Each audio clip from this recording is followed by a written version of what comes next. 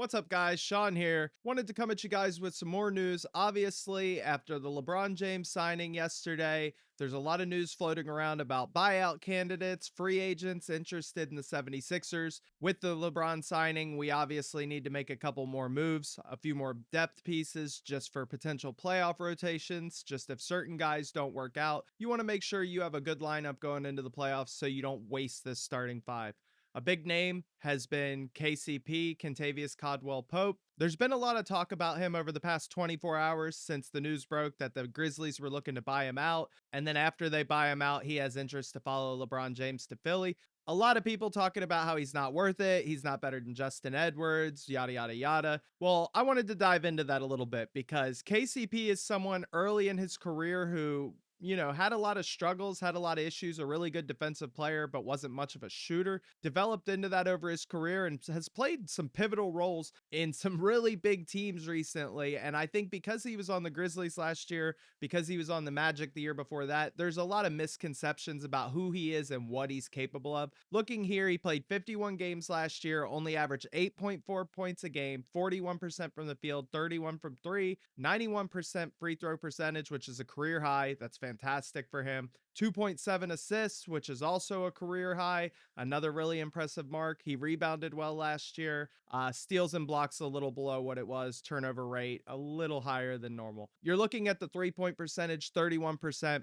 Who on the Grizzlies was spacing that floor? KCP has never been a star level guy. He's never been the guy. He is a very high level role player. He's obviously played with LeBron. LeBron knows who he is and what he's capable of. Even at 33 years old, his game doesn't really rely on a ton of athleticism other than defensively. So he's not really going to fall off that much. With good spacing, you'll see these numbers start to improve. The year before with the Magic, 8.7 points per game, 43% from the field, 34 from three. A little bit more serviceable here, a little more what you would expect. Now, at 30 minutes a night, you'd like to see better. But again, it's the Magic. They were dealing with a lot of injuries and stuff like that. So again, he just didn't have the best supporting cast around him, and he was expected to do a lot more than he probably should have been. Also played 77 games. He's been healthy. He's a guy that's always available because you don't want him playing too many minutes, although looking, he averaged a lot more minutes than I would have expected throughout his career. You go back to his Nuggets run. He spent 2 years with the Nuggets, both years, 30 plus minutes a game, 76 games per each season. Very impressive when it comes to health. 10.8 points a game, 10.1 points a game, 46% from the field both years, shooting better than 40% from three both years. Here's exactly what you're looking for. With someone like Jokic on the floor, he improved everywhere. He was in the right places. He did the right things. A lot of people will say, oh, he fell off after this. No, he lost his superstar. You put him around someone like Jokic, LeBron, Embiid, Maxey, players like that, allow him to get open looks, and he's going to drain them.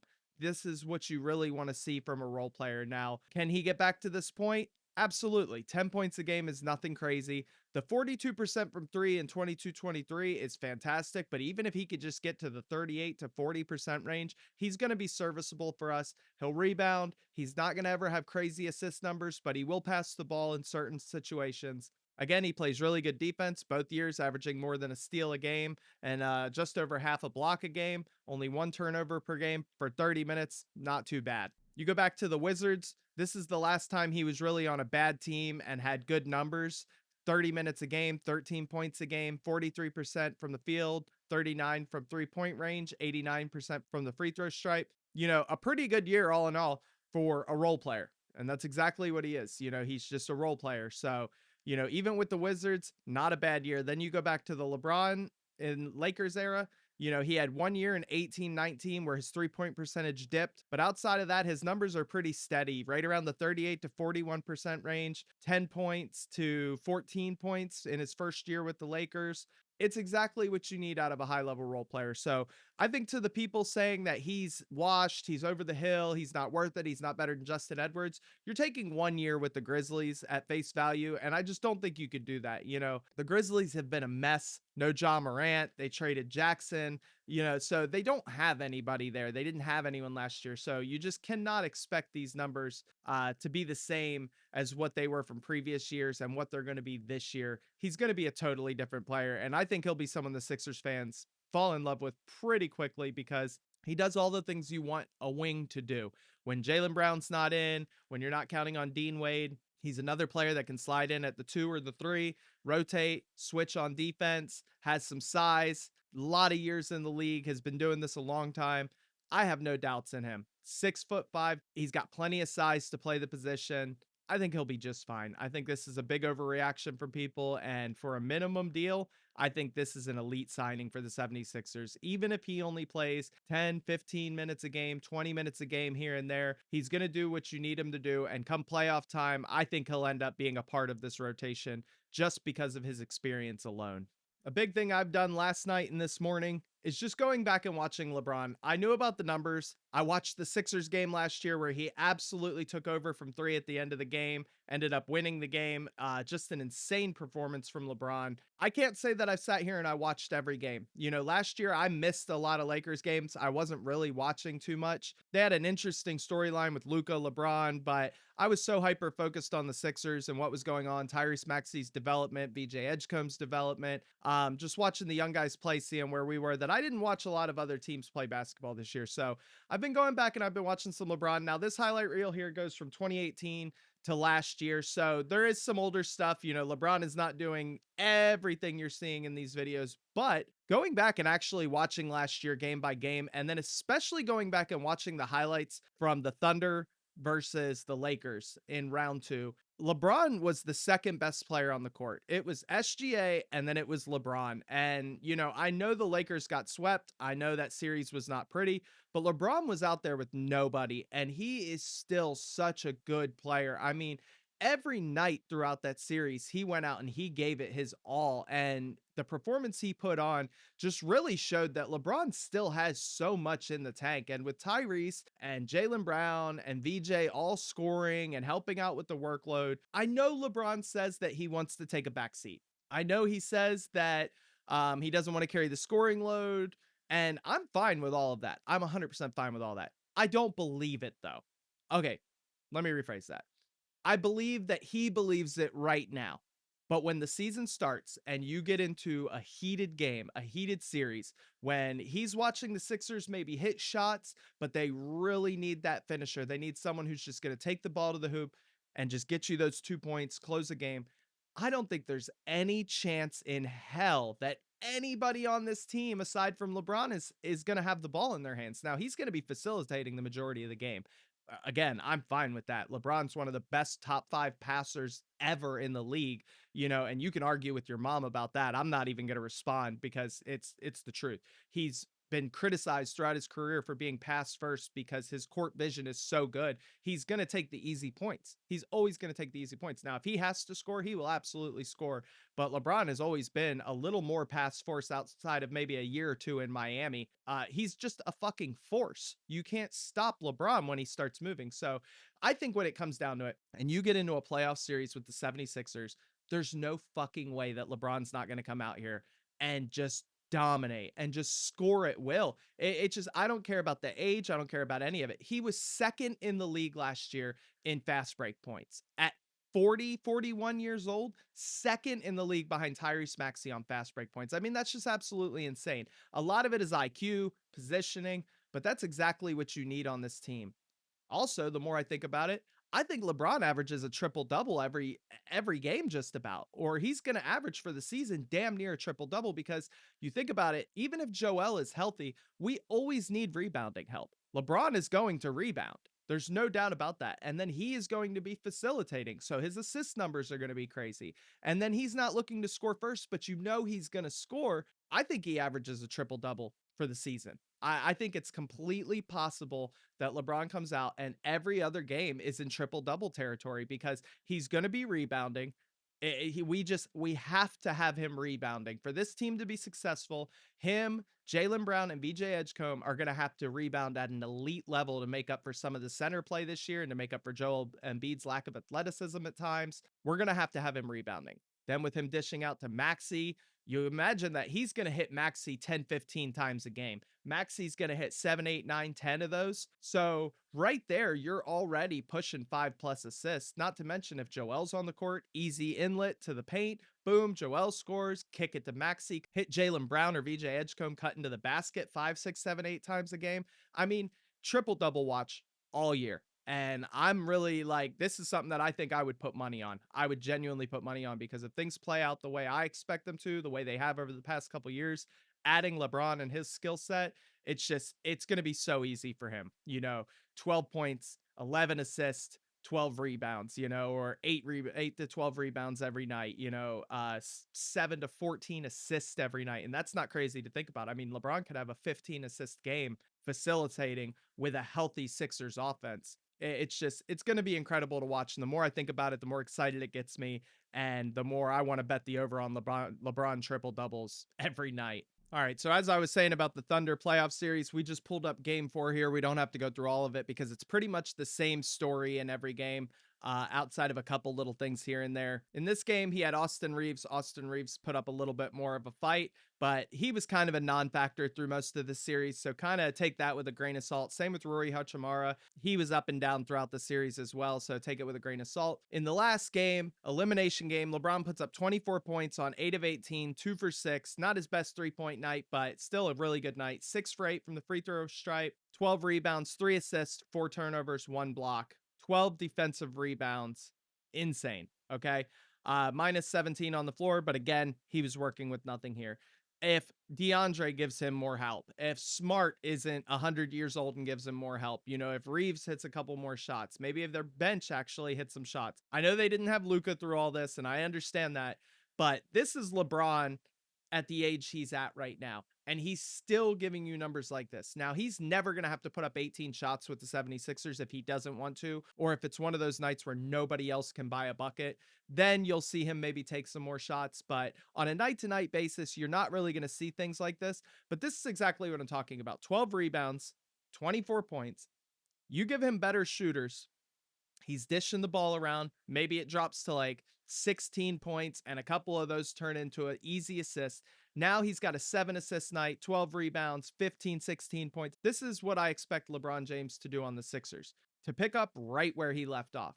But he's going to have such a better supporting cast around him. It's just going to change everything. His assist numbers are going to go through the roof, and it's going to be amazing to watch. I mean, he was the only guy on the team that was putting up a fight. He just all night he was busting his ass for every look they got, and the hustle was unbelievable. You could see why he thought about retiring at the end of the season because it had to be disheartening for him, not to win one game against Oklahoma City, but it's Oklahoma City. I mean, they have so much depth. They have so many shooters. There was just not anything that you could do if you were LeBron in this series, but he still somehow carried the load, did everything for this team. And it just speaks volumes to what he brings to the Sixers this year, considering what he was doing with nobody last year on the Lakers. Pivoting a little more to Jalen Brown, I think he's kind of been lost in all of the LeBron James talks. Jalen Brown is a top 20 NBA player. His shot selection is not always the greatest. He's not always the greatest 3-point shooter, but those are genuinely like the two gripes that I can really come up with him. I've looked for more. I've actually dug in, watched way more Boston Celtic basketball than I care to admit, but I'm looking for things that Jaylen does that just annoy me, aggravate me. What's he going to do this year that's going to piss me off? I just want to be ready for it now. But like, you watch these games, and there's games with Jason Tatum, like right there, where he's calling for the ball at all times. And if you're Jalen Brown, you know you're Robin on this team. You have no choice. You were drafted super high. You look at yourself as a top 20 player, which you are. He's a finals MVP. And yet you still have this guy over in the corner every time you have the ball going, hey, let me get it. Hey, let me get it. Hey, let me get it. And I know Tatum gets this rap for being this awesome guy, but the more you watch these games, the more you could kind of see things in game where Jalen's like, he's cooking, he's shooting well, he's getting to the basket at will. And for some reason, Tatum is still out here, waving, throwing hands up and just making motions. And then like, you see a lot of guys celebrating when Jalen Brown would hit a 3 or dunk, and Tatum's just at the other end of the floor. And it's just, I know it doesn't mean much at the time, but when you look back on things like this, He's not going to have that problem with the 76ers. Maxi has shown time and time again that if one of his teammates are cooking, he's going to be their biggest supporter. He wants to feed them. He wants them to take it further. There's nobody on this team that has an ego, or a will to do anything other than win a championship. I don't think there's going to be issues with too many ball dominant guys. I think a lot of these guys are going to play so much better off ball. I think Jalen Brown, having LeBron on the team with him, you've seen what he was capable of with a good team and Jason Tatum. I believe LeBron can bring everything to the Tatum outside of maybe some. Tatum is a better 3-point shooter than LeBron, but LeBron brings everything to the table that Tatum brings to the table.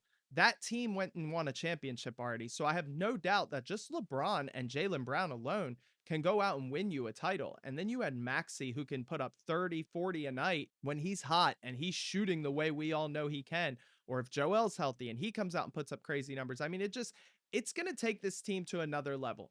The only thing that concerns me with Jalen Brown, and he's intellectual, he's very smart, he's here to win. He's said and done all the right things since he's been here. If there is a night where Jalen Brown only puts up 5, 10 shots and only has maybe 8 points, just not a great shooting night. He doesn't get a lot of touches. He doesn't put up the points that he wants to, but say he has good rebounds, he has good defense, he does everything else right. How is he going to react to a win and to a loss? Now, if he has that performance in a loss, I expect him to be upset. I should be better. We should be better. But if he has that performance and we win, how does he handle it? That's going to be my big thing this year. Can everybody push their egos to the side and just do what needs to be done? Now, with that being said, I think right away Jalen Brown and Tyrese Maxey are 1A, 1B. I don't think you'll see a lot of nights where he doesn't take a lot of shots, barring extreme circumstances. I think Jalen's going to get his shots up. I think LeBron's going to help feed him shots. I think there's enough guys on the team. There's enough minutes in a game now that Maxi doesn't have to play 40 minutes. I think there will be 10, 15 minutes every night where Jalen goes out and it's him and LeBron, or it's him and a couple other guys, and they go out and they run the second unit, or maybe they run a first unit where Maxi gets a break, and you're going to see him be our ball dominant scorer.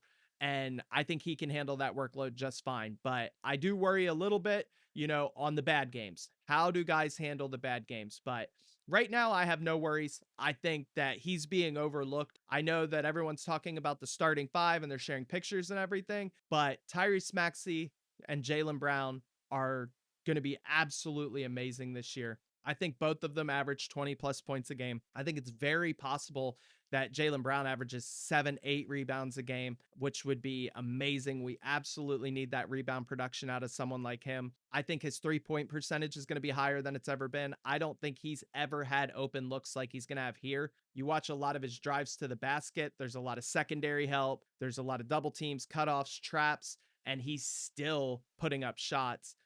With a team like this, there's going to be just so much more spacing. I expect to see a lot of him and Maxi 2-man game. It's going to be amazing. It's going to be so much fun to watch. And you just hope that everybody can put their egos to the side and understand that if we do things right this year and next year, we don't have a chance at just one championship. We have a chance at two. As long as LeBron is in Philadelphia, I believe we have a chance. Now, this team without LeBron, what we were looking at before, I still think we were a playoff contender. I still think that we had a really good shot to get at least to the Eastern Conference Finals on Jalen Brown and Maxey alone. But with LeBron, you have a huge, huge window here for 2 years where you have to win at least one championship. I think you do things right, you can win two. Absolutely. It's going to take patience. It's going to take a lack of ego. Everybody's going to have to be willing to work together and understand their role on this team. And I think Jalen Brown is a smart enough guy that he understands this is the chance to cement his legacy as a player, even with LeBron, even with a super team, even though nobody trusts Embiid's health. We see slights on Maxi all day, all night. They don't think VJ is anything yet. Dean Wade's nothing. Phylon's nothing. Simons is nothing. KCP's nothing. We're a super team, but everybody on our team sucks. It's the weirdest thing I've ever seen in my life. But I think if everybody comes in, buys into their roles, we absolutely should be in the finals this year, no doubt. I think the Knicks are going to put up one hell of a fight, but them losing Mitchell Robinson, bringing in Andre Drummond, I think that affects them a lot more than people realize. I don't think they're the same team this year. I think it's going to take them a little while to find a new identity. I expect them to shoot a lot of threes this year, actually. I'll talk about that another day, but I think the Knicks are going to be a big 3-point shooting team this year with the changes that have been made. As for the Sixers, I have nothing but hope for this team and what they can do moving forward. Last thing here, I just want everyone to take a long look at this. We just talked about it for 20 minutes, and I still haven't even scratched the surface. We can watch all the breakdowns, we can do all the talking, but you look at this squad. Opening night, I'm pretty sure we played the Celtics. I could be wrong about that. Let me know in the comments, but opening night, imagine you're the other fucking team and you see this. Now, I'll say it because the haters are going to say it, so I'll say it first. 5 years ago, this squad minus VJ, obviously we're not playing a 15-year-old, but 5 years ago, with LeBron, Jalen and Joel specifically, much more terrifying than they are today. Much, much. Embiid was much more healthy, although, that's relative. LeBron, obviously 5 years younger, Jalen younger. But today, right now, with the experience that these guys have, I mean, how do you look at this and come out and really play basketball? Like most teams' only chance is going to be beating our bench. It's going to be depth. Teams like the Thunder, teams like the Spurs, teams like the Jazz, the Knicks to some extent, the teams that have depth, that have shooters that just keep coming for days. Those are going to be the ones that really challenge us. But straight up 5-on-5 basketball, there's just nobody in the league that can touch this. I mean, it's just you want to see everybody do their job. All I keep seeing in my head is three elite defenders. Joel Embiid, who, I have 50-50 feelings on, 50% of me saying he's going to have an unbelievable season. The other 50% is saying that he's going to get injured early and we're not going to see him for the season, which, I'm mentally preparing for now as much as I don't want that to happen. But I see three elite defenders. I see a generational center and I see a young guard who's one of the hungriest players I've seen in the NBA since Dwayne Wade. The hustle, the determination to get better, the want to, the mentality. I mean, I'm not going to say VJ Edgecombe is Dwayne Wade, but it's just he's the closest player that I could think of when I watch VJ's game to having that same energy, that same pop, just that want to grow, to carry a team, to get better. And you saw that from VJ last year. Even when his shots weren't hitting, VJ still went out and gave you 200% on every play. And it's just, I just don't know how you stop this lineup. Another thing I've been thinking of is, Dean Wade slipped way down the depth chart. I expect him to be a good player for us this year. Sixth, seventh, one of the first 2, 3 guys off the bench. He's going to be a great backup big for us, stretch four mainly. But say his threes aren't hitting, say he just isn't meshing with this team. We still have assets and a $10 million contract sitting there where we could trade it for a little bit more money and we could bring in another guy, if something like that doesn't work out. We have all these veteran minimum contracts that, give us endless possibilities. KCP, we talked about him earlier. He was with the Grizzlies last year. He was with the Magic the year before that. Throw it in the trash. Okay. KCP is a great role player. And with the proper spacing and the right players on the floor, he's going to shine this year. So I think the 76ers are already so incredibly deep. I think they have an amazing team right now. I want to see Phylon come out and cook. I want to see Simons hitting deep threes.